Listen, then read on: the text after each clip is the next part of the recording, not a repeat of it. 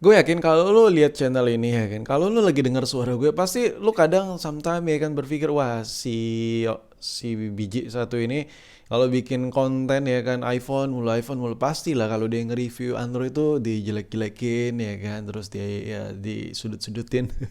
Enggak men, tandanya lu belum kenal lebih dalam tentang gue nih. Seperti yang kita tahu bahwa gue tuh kalau nge-review suka banget review dari layarnya ya kan, dari tampilan layarnya dulu enak atau enggaknya. Contohnya nih kayak iPhone XS yang lagi lu lihat ini. Wah, gue udah bacot bla bla bla bla, gue bilang wah ini layarnya enak banget nih bla bla bla bla bla bla bla bla, ya pokoknya gitulah ya. Tapi kira-kira apakah tidak menutup kemungkinan bahwa iPhone ini gue selalu bilang bagus? Sepertinya tidak, men. Gue ngerasa iPhone ini bagi sebagian orang overpriced banget bagi sebagian orang ya menurut gue ya. Kenapa? Karena kalau lu nuntut, wah wajar bang, iPhone kualitasnya bagus, makanya mahal. Enggak juga. Maksudnya banyak alternatif, nggak hanya iPhone aja. Ini di video ini pure kita nggak bahas soal quality ya, soal kualitas parts komponen yang ada di sebuah handphone. Gue nggak ngebicarain ekosistemnya, baik Android app ataupun iOS, nggak, gue nggak ngebicarain itu. But of course, kalau lo pilih iPhone, ya partnya, komponennya, softwarenya itu salah satu ter the best yang bisa lo dapat saat ini. But ada choice lain, ada pilihan lain. Kalau lu pengen harga lebih murah, nggak harus iPhonean kayak gini. Contohnya kayak iPhone X ini, yang harganya itu 4 juta ke 5 juta, tapi dipakai main game, ya so-so, nggak terlalu worth it banget lah menurut gue. Tapi kualitasnya bang, nggak juga men. Ada Android murah yang kualitasnya itu bagus. Bagian dalamannya tuh bagus, jeroan-jeroannya tuh bagus. Nah, seperti yang gue mention di awal, gue bakal ngebahas soal parts, komponen-komponen sebuah handphone itu bagus. Nah, tapi sebelum lanjut, gue iseng-iseng ketik di Google nih ya, Android murah berkualitas. Sedih sih gue jawabannya. Kalau kita klik Android murah berkualitas ya kan, terus menu pilih belanja, ini yang nongol begini-beginian ya kan, Huawei KW, terus ini apa lagi? HP Android Mi 11 RAM 8 GB. Room 256. KW lagi, ya harganya cuma 1 jutaan ya kan.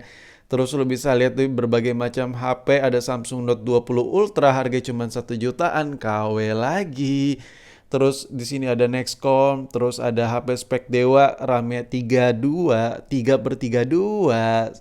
Terus di sini ada S20 Plus KW lagi. Ada Redmi Note 4X. Wah, ini HP tahun jebot ya kan. Terus di sini ada HP Android 12 Pro Max RAM 8 GB KW lagi. Dari sini ada Android bisa WA Neo lengkap, ada 2N handphone Android Huawei Y5 udah tahun jebot punya. Dan iya, lu bisa lihat ya nih. Tuh, ada Maxron, ada Maxcom, ya kan, Nextcom maksud gue. Terus di sini banyak lah ya. Terus kalaupun ada Samsung di sini, buset, the Samsung Galaxy Fame, buset, tahun kapan itu bos? Nah, ini HP yang lagi lu lihat ini ada salah satu pilihan dari itu. Kalau lu ketik Android murah berkualitas, salah satu yang lu dapet ya bakal kayak gini. Ini yang gue pegang adalah Nextcom. Apakah ini berkualitas? Jelas berkualitas di harganya. Tapi kalau kita telah secara lebih dalam, kalau kita bongkar masalah hardwaring ya, softwaring yang ada di HP ini jelas tidak ada sama sekali kualitasnya. Karena predikat murah sejatinya itu adalah sebuah hak yang dipangkas. Semestinya HP itu lancar karena lu pengen yang murah, karena pabrikan jual murah ya dipangkas lah ya. Jadi ya murah adalah sebuah pemangkasan. Jadi HP apa sih yang benar-benar bagus dari sisi dalamnya? Nah, jawabannya kalau menurut gue salah satunya adalah Vivo. Salah satunya ya. Dan gue harus mention juga di awal, gue nggak pernah dibayar sama brand, sama merek atau apapun. Tapi terserah kalau lo mau percaya atau tidak sama gue. Kalau lo bilang gue dibayar, ya coba lo tonton sampai habis, gue buktiin bahwa ini jeroannya bagus. Nah, seperti yang kita lihat di sini, ini adalah jeroan bagian dalamannya Vivo yang dimana HP ini, gue nggak perlu sebut tipe apa, lo bisa tahu sendiri lah kalau lo udah pernah bongkar, karena gue nggak dibayar buat nyebutin merek tipenya ya kan. Buat apa gue kasih detail-detail orang gue nggak dibayar. Jadi gue sekedar sharing aja ke lo. Kalau lo bisa lihat di sini, penempatan baterainya, terus posisi fleksibelnya yang dijepit lagi, ini rapi banget, parah sih, rapi banget, pakai banget. Even kalau kita bandingkan sekelas handphone buatan lokal pun yang harganya hampir 2 juta, ini lebih the best. Dari kualitinya itu apa ya, komponen-komponen partsnya itu apa ya, mau clocking mesinnya tuh bagus banget men. Nah ini kalau baterainya dilepas, nah di balik baterainya tuh fleksibelnya ada cover lagi. Jadi bener-bener rapi, kayak bener-bener mesin yang diciptakan emang tempatnya di sini. Jadi nggak dipaksain misalnya kayak fleksibel terus ditiban aja pakai double tip habis itu langsung ada baterai. No, nggak seperti itu dan lu bisa lihat ada cover-coveran di sini rapi parah parah. Pakai banget. Gue aja speechless. Dan ini sebenarnya gue nggak buat konten ya. Gue lagi iseng-iseng aja bongkar Vivo, lagi gabut aja.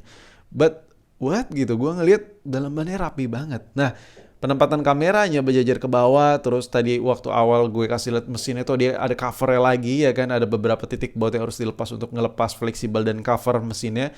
Jadi ketika si Vivo ini lo buka, dia masih ada cover mesinnya lagi. Dan ketika baterainya diangkat, dia ada cover fleksibelnya lagi. Jadi kalau lo congkel baterainya ya cukup liar, cukup barbar kayak lo baru pertama bongkar HP. Fleksibelnya menurut gue cukup terlindungi dengan plastik tipis yang ada di sini. Jadi masalah quality, penempatan, kerapian ini the best. Makanya gue bilang di awal, gue mention di awal video kalau nyari kualitas ada yang murah tapi bagus. Ini gue yang udah biasa ngebongkar iPhone aja ngeliat ini kayak kaget gitu, rapi gitu. Kagetnya bukan apa-apa men. Ini HP sejutaan loh. Di bawah sejuta juga ada. Ini HP udah cukup usia. Udah cukup jadul. Baterainya gue suka. Kenapa? Karena baterai yang ada di HP ini dia adhesive-nya bagus, terus dia wah gila. Gue kalau megang baterai ini teringat baterai Sony punya men.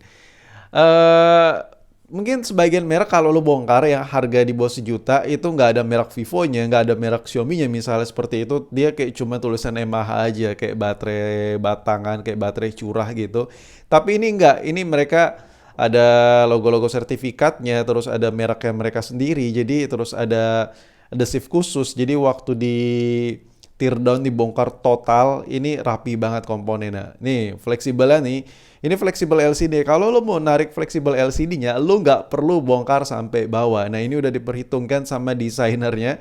Jadi, ini sebuah detail yang menurut gue, ya itu, ini dalaman jeroannya, men. Ini dalaman yang tak terlihat sama konsumen aja dipikirin sama mereka. Nah, ini bagian bawahnya seperti ini. Lo bisa lihat nih, fleksibelnya rapi banget ya kan. Dan speakernya lagi-lagi, again, speaker ya. Sekelas merek terkenal aja, Android terkenal aja, itu kadang speaker itu masih nonjol. Kalau ini speakernya flat gitu, se-home gitu, satu housing gitu. Gila sih. Bentar.